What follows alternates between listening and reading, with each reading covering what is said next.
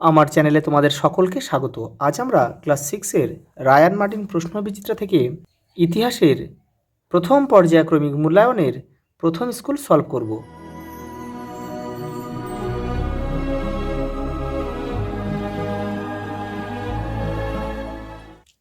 দেখো প্রথম প্রশ্ন, হোমো হাবেলিস বলা হতো দক্ষ মানুষকে। Option C. দেখো দুই একটা, ভারতীয় উপমহাদেশের সব থেকে পুরনো পাথরের অস্ত্র পাওয়া গেছে কাশ্মীরের সোয়ান উপত্যকায়। অপশান এ আমাদের সঠিক উত্তর। পরেরটা দেখো, আলতামিরা গুহার ছাদে যে চিত্র আছে তা হলো বিশাল ষাঁড়ের। এই আলতামিরা গুহাটি কোথায় অবস্থিত? স্পেনে অবস্থিত। কিন্তু আদিম মানুষ প্রথম কৃষিকাজ শেখে নব্য প্রস্তর যুগে। অপশান সি আমাদের সঠিক উত্তর। পরেরটা দেখো, এখনও অবধি পৃথিবীতে সব থেকে পুরনো কার্পাস চাষের নমুনা পাওয়া গেছে কোথায়? দেখো এটা হবে মেহেরগড় সভ্যতায়। পরেরটা দেখো, লোথাল কথার অর্থ হচ্ছে মৃতের স্থান, আর মহেঞ্জোদারো কথার অর্থ হচ্ছে মৃতের স্তূপ। পরেরটা দেখো, এক কথা উত্তর দাও, হুন্সগি উপত্যকা কোথায় অবস্থিত?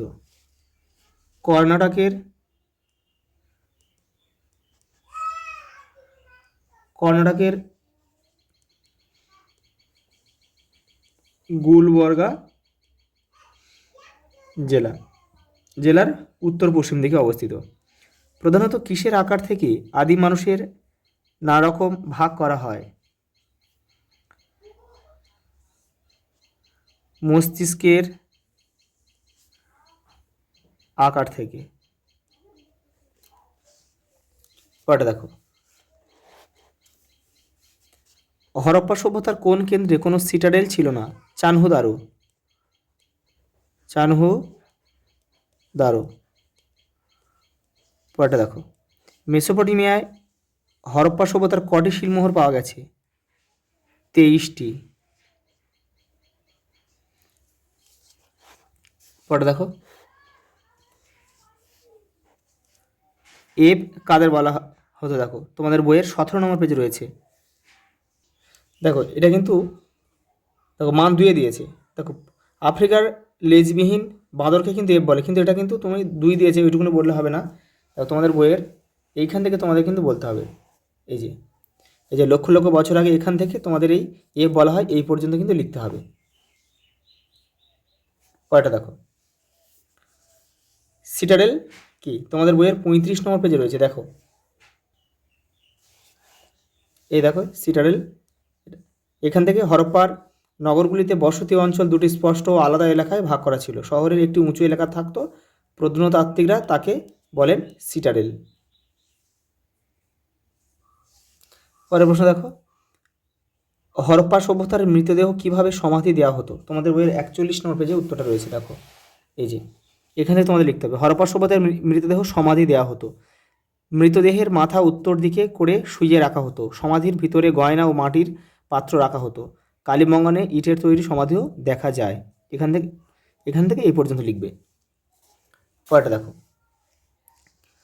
হোমো স্যাপিয়েন্স প্রজাতির দুটি বৈশিষ্ট্য লেখো। তোমাদের বইয়ের 18 নম্বর পেজে উত্তরটা রয়েছে। এই যে দেখো, হোমো স্যাপিয়েন্স মানে বুদ্ধিমান মানুষ, এই যে এই 3টে লিখে দেবে। পরেরটা দেখো, আগুনের ব্যবহারের ফলে মানুষের জীবনে কি কি পরিবর্তন এসেছিল? দেখো তোমাদের বইয়ের 20 নম্বর পেজে উত্তরটা রয়েছে। দেখো এই যে এখান থেকে লিখতে হবে। দেখো আগুনের ব্যবহার করার ফলে বেশ কিছু বদল দেখা যেতে থাকে। একদিকে প্রচণ্ড শীতের হাত থেকে মানুষকে বাঁচাতো আগুন, পাশাপাশি বিভিন্ন জন্তুর আক্রমণ মোকাবেলা করার জন্য আগুনের ব্যবহার শুরু হয়। তাছাড়া আগুনের ব্যবহার আদিম মানুষের খাবার অভ্যাসও বদলে দিয়েছিল। একসময় কাঁচা খাওয়ার বদলে খাবার আগুনে ঝলসে খাওয়া শুরু হয়।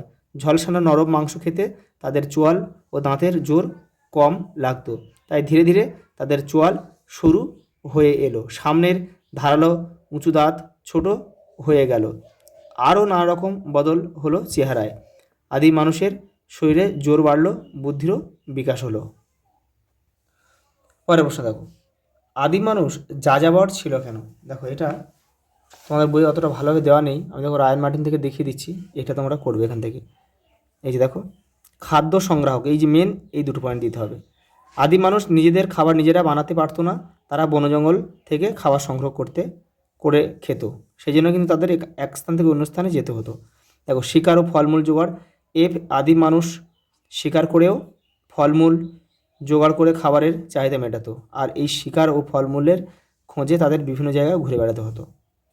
পরটা দেখো,